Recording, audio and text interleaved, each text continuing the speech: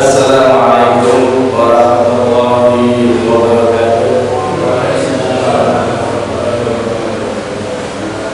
Alhamdulillahil hamdi alladzi khalaqas samawati wal ardi fi sittati ayyam wa khalaqal insana fi ahsani taqwim wa dabbara wa ma khalaqtul jinna wal insa illa liya'budun. Asyhadu an la ilaha illallah wahdahu la syarika lahu wa asyhadu anna Muhammadan abduhu wa rasuluh. Allahumma shalli wa sallim wa barik ala Muhammadin wa ala alihi wa ashabihi ajma'in. Amma ba'du. Alhamdulillah, segala puji kita panjatkan kehadirat Allah Subhanahu wa taala. Dia yang menciptakan langit dan bumi dalam waktu hanya 6 hari. Dia adalah yang menciptakan manusia sebagai penghuni bumi ini dalam bentuk sebaik-baik bentuk ciptaan. Maka bersyukurlah kita kepada Allah Subhanahu wa taala atas semua yang telah Allah berikan kepada kita. Karena inilah cara terbaik kita untuk menyampaikan rasa berterima kasih kita kepada Allah Subhanahu wa taala atas semua yang kita terima. Wassalatu wassalamu ala Rasulillah. Salawat dan salam semoga tercurah kepada Nabi Muhammad sallallahu alaihi wasallam. Allahumma shalli ala Muhammad. Ibu, bapak, hadirin yang kami hormati dan insyaallah bermuliakan Allah Subhanahu wa taala. Malam hari, pagi hari yang cerah ini, kita akan membahas sedikit tentang satu ayat dalam surat Al-Zariyat.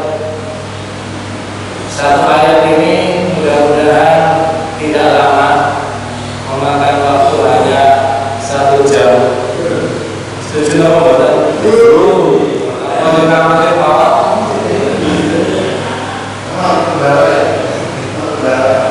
Oh, ada bendera aman ya. Insyaallah ayatnya berbunyi, A'udzubillahi minasyaitonir rajim. Bismillahirrahmanirrahim. Wa ma khalaqtul jinna wal insa illa liya'budun. Dan tidak aku ciptakan jin dan manusia kecuali untuk beribadah kepadaku. Ini ayatnya. Penjelasannya kami awali dengan sebuah prolog di sekitar tahun 1900-an. Kesuksesan hidup manusia itu diukur dengan melihat seberapa cerdas orang itu dalam berpikir. Inilah yang secara ilmiah disebut IQ, intellectual quotient, kecerdasan intelektual. Sehingga pada saat itu siapa yang IQ-nya itu di atas 100, maka dianggap akan memperoleh kesuksesan dalam hidupnya. Maka pada saat itu dan tahun-tahun berikutnya, masyarakat banyak terobsesi dengan kecerdasan B.J. Habibie yang IQ-nya berapa?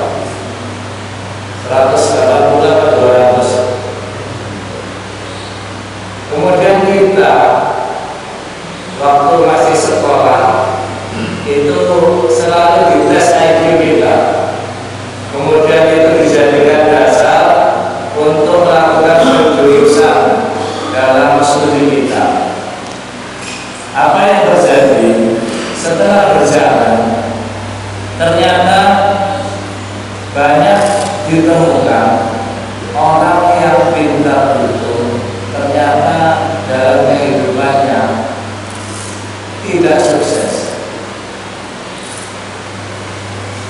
Banyak ditemukan orang yang sekolahnya itu ranking 1, ternyata setelah hidup di masyarakat mereka tidak lebih hanya sebagai pekerja saja. Sementara ada temannya yang dulu kelihatannya gak pintar, alias dapat bolosan, nakal, ternyata dalam perjalanan waktunya orangnya semacam ini malah jadi direktur di sebuah perusahaan, memiliki usaha, memiliki keberanian, dan yang pintar-pintar tadi itu menjadi anak buahnya. Pernah mengalami yang demikian? Banyak. Itulah akhirnya yang menyebabkan bahwa kecerdasan intelektual itu gugur, tidak menjadi ukuran lagi. Akhirnya di tahun 1995 muncul yang namanya kecerdasan emosional. Kecerdasan emosional itu bagaimana kita mampu merasakan apa yang dirasakan oleh orang lain, mampu memahami perasaan orang lain, sehingga kecerdasan emosional ini menjadi ukuran berikutnya. Karena ternyata setelah diteliti, direktur-direktur tadi itu menguasai kecerdasan emosional. Ada sebuah contoh, seorang yang waktu itu diamanati oleh perusahaan besar di Indonesia untuk menjual pesawat terbang, namanya Habibie. Karena di tahun itu Indonesia memproduksi prototipe N250, kemudian ditawarkan kepada saudara kita di Malaysia. Ada 2 orang yang berkunjung di sana, satu delegasi tim, yang kedua asistennya. Ketika berjumpa dengan orang Malaysia dari Petronas yang akan ditawari pesawat itu, diajak ke rumahnya makan malam, kemudian ditanya, kebetulan di rumahnya itu ada banyak barang-barang antik.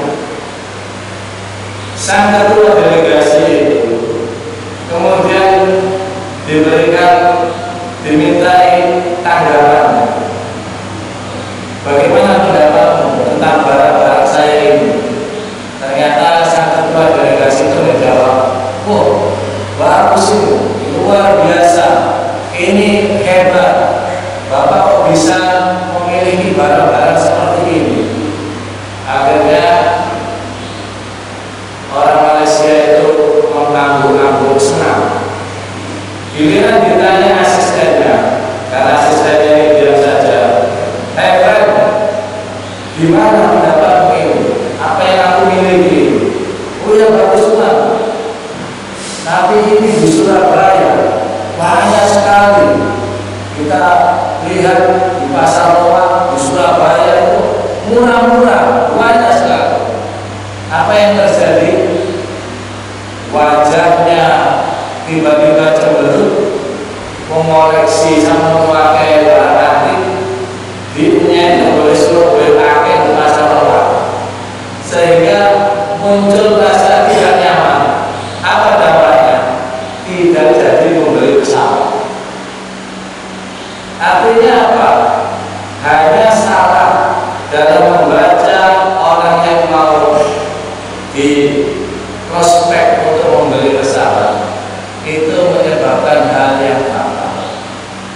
Akhirnya kecerdasan emosional inilah yang menjadi tumpuan kesuksesan. Tapi ternyata ini tidak berlaku lama, karena banyak orang-orang yang ternyata memanfaatkan kecerdasan emosional itu dengan cara yang negatif.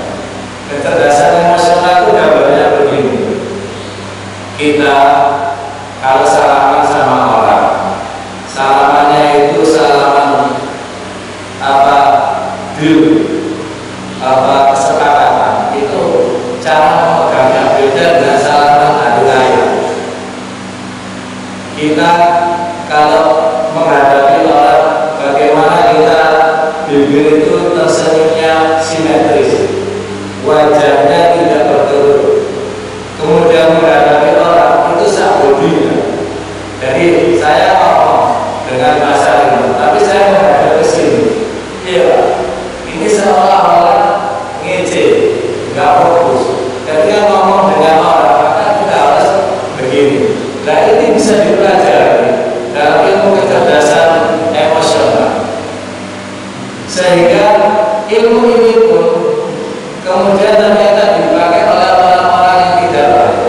Sampai bagaimana mengangkat telepon, bagaimana suara pertama, sehingga sekarang banyak terjadi aksi penipuan.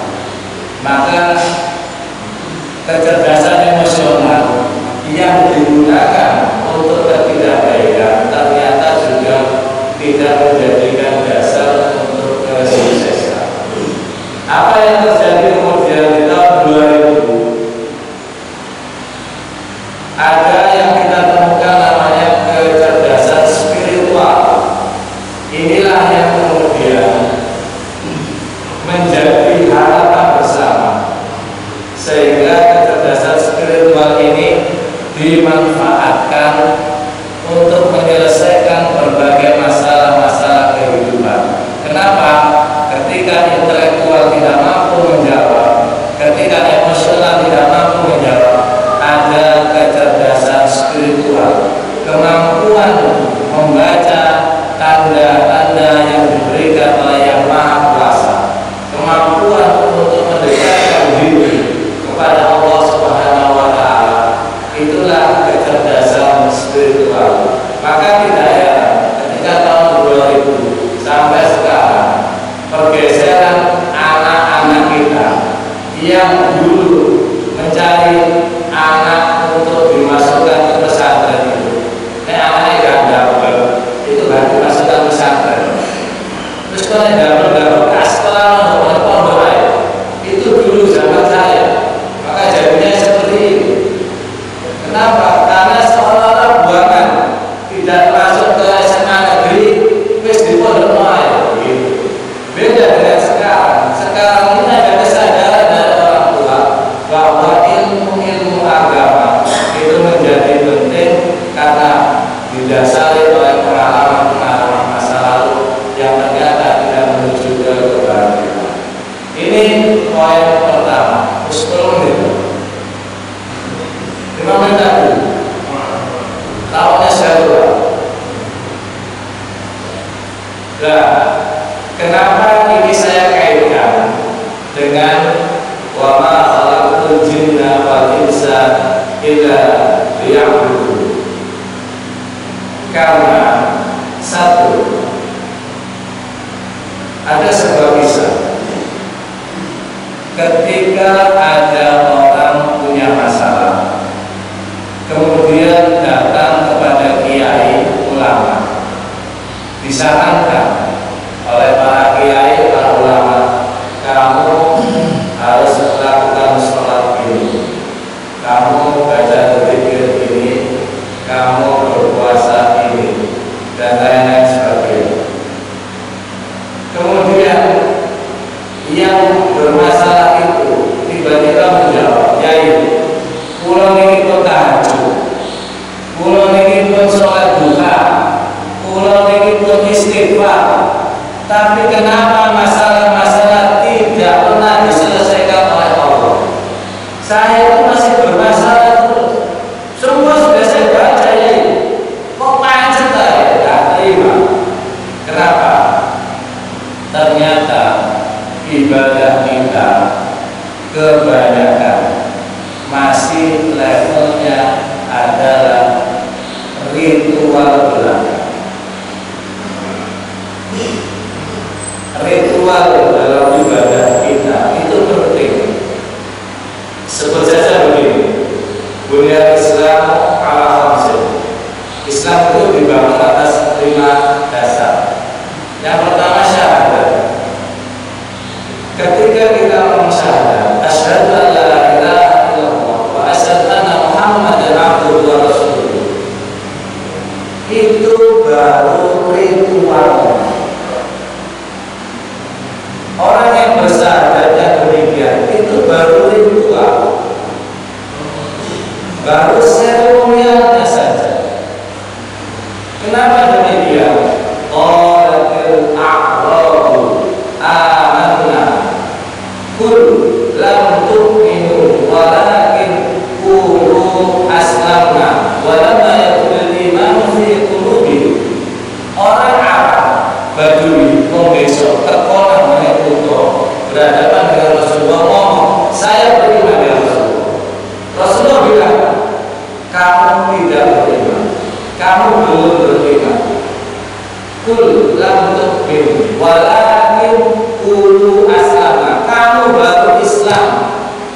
baru deklarasi. Kenapa?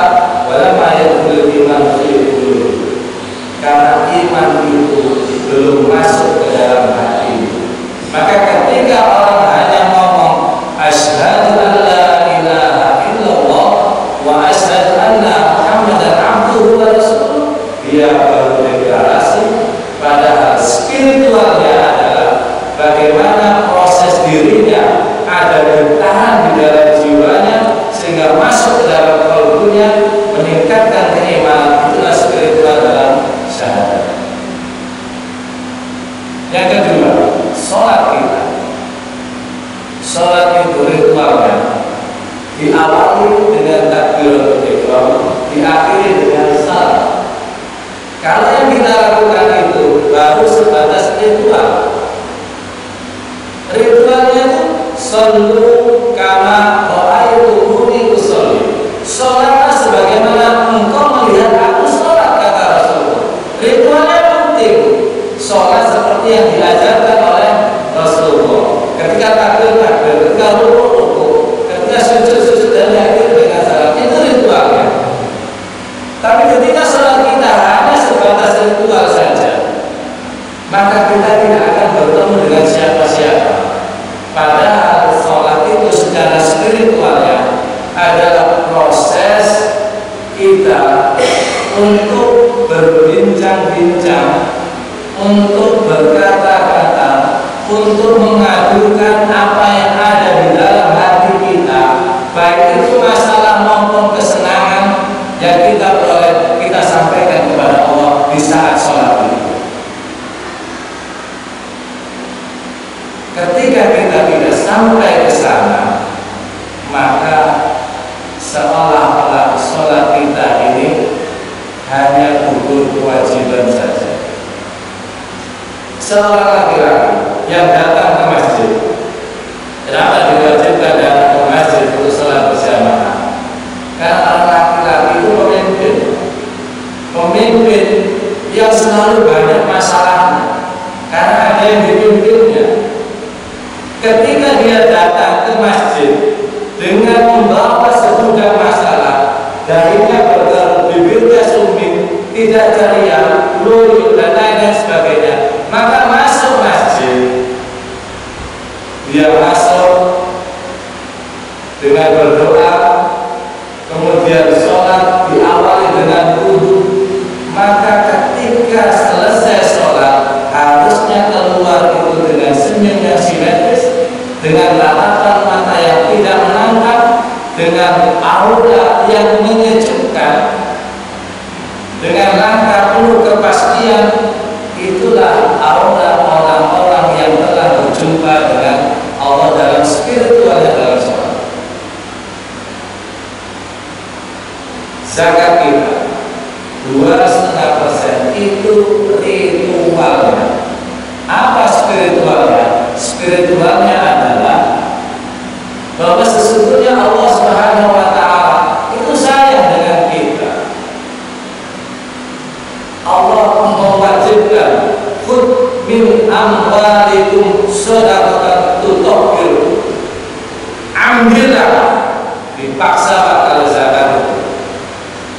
Dipaksa ambil, bahkan dalam satu kisah kalau ada yang tidak mau zakat, orang kaya bakar mana, dipaksa. Kenapa?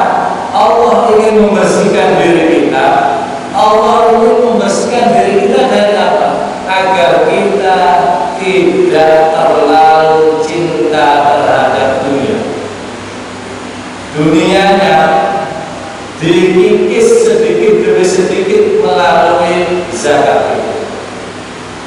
Puasa kita juga demikian. Ritualnya sahur sebelum subuh. Ada yang sahur setelah subuh?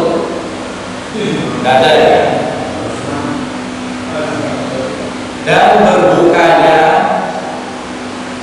pada saat adzan maghrib berkumandang. Itu kita lakukan.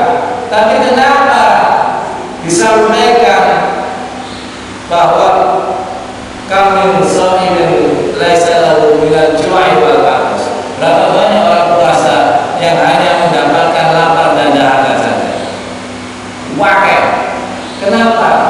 tidak paham tentang spiritualitas dalam berpuasa. Sesungguhnya Allah Subhanahu wa Ta'ala sedang mengajarkan kepada kita di saat kita berpuasa itu adalah bagaimana kita diajarkan untuk mengendalikan diri kita, karena diri kita terdiri dari dua unsur.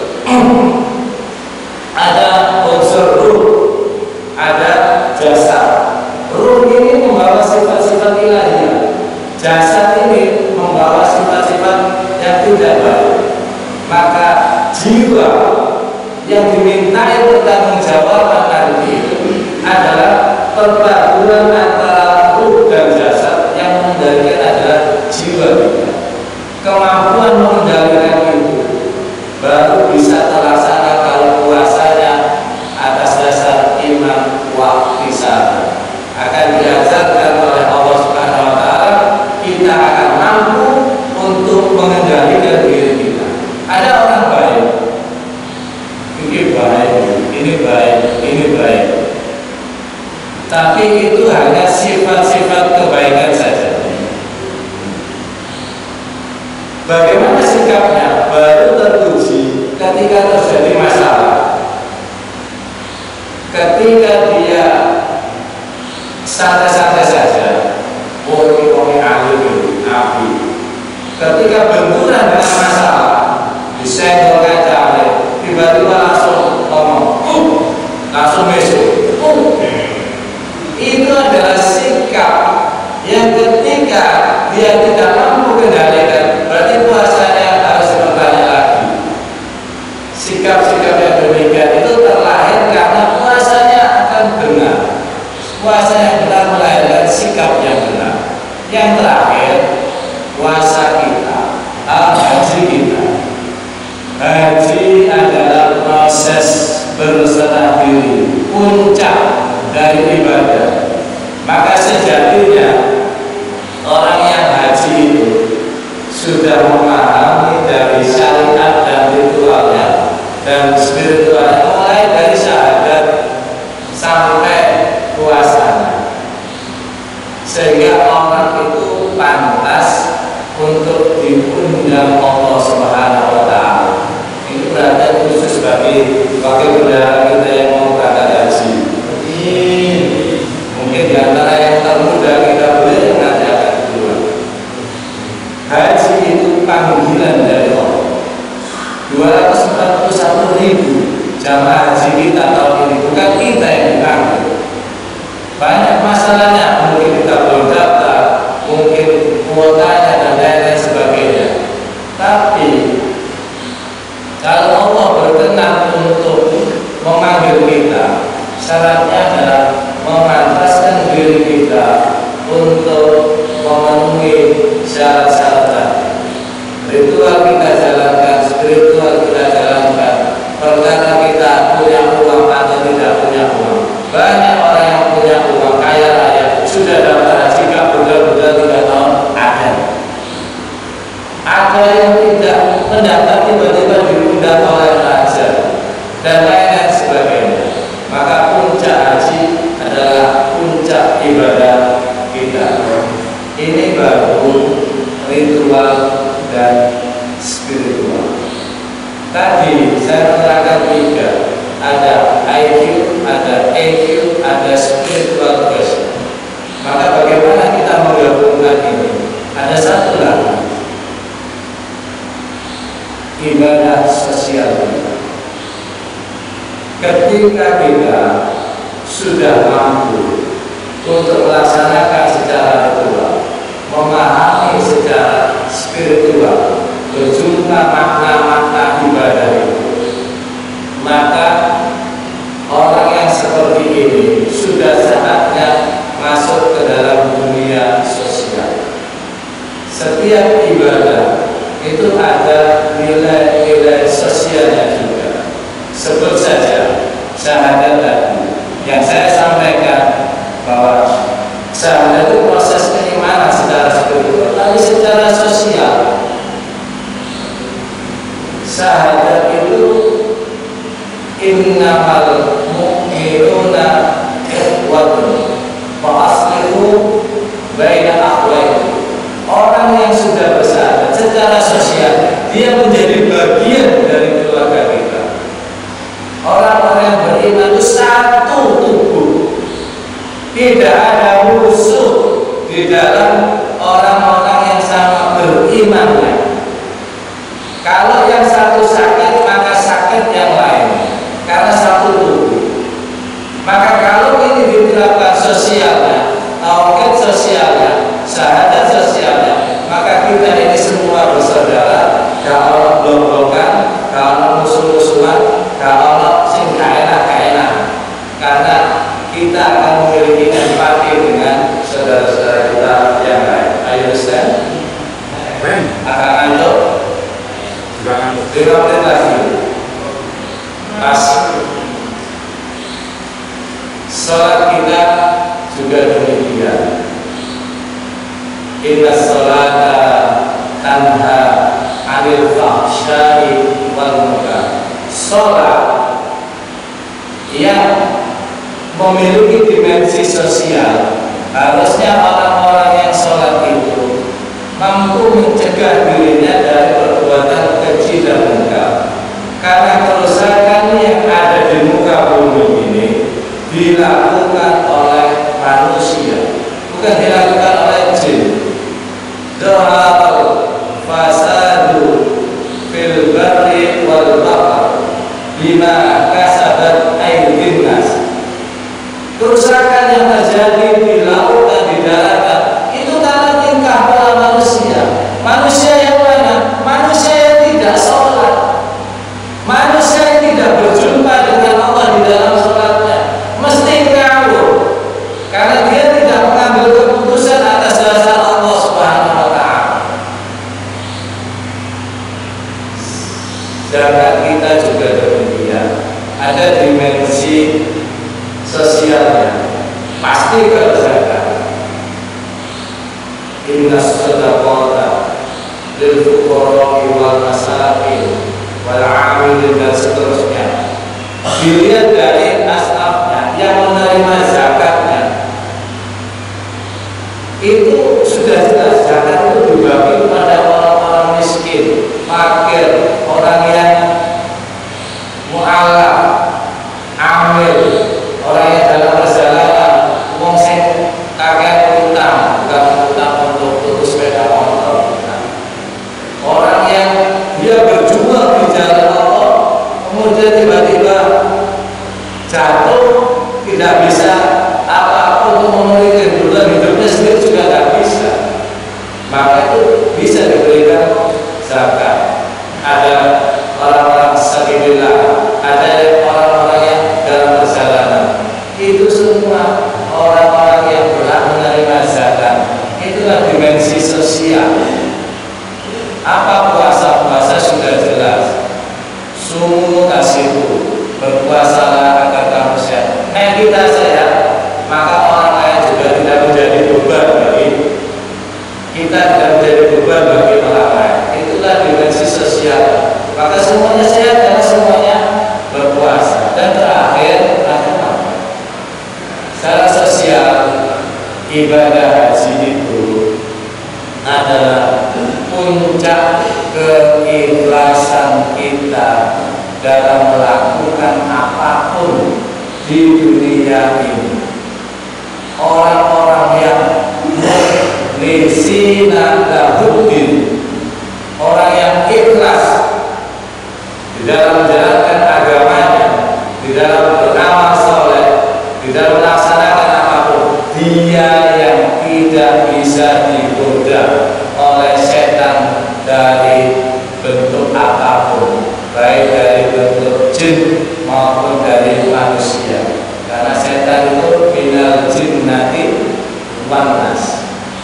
Puncaknya adalah orang-orang yang berserah diri, ikhlas karena Allah Subhanahu wa Ta'ala. Inilah yang kemudian kita sebut sebagai puncak ibadah kita. Ketika kita memahami ritual, spiritual dan sosial, ketika kita menggunakan EQ dan spiritual passion kita padukan semuanya untuk menjadi manusia terbaik. Kita lah yang disebut orang-orang yang pantas disebut khalifah fil ardh. Khalifah fil ardh itu pemimpin di muka bumi yang mampu menyampaikan apa yang menjadi keluh kesah rakyatnya kepada Allah dan mampu menyampaikan apa yang Allah inginkan terhadap hambanya untuk taat kepada Allah. Dia menjadi orang-orang yang di tengah-tengah antara manusia yang belum taat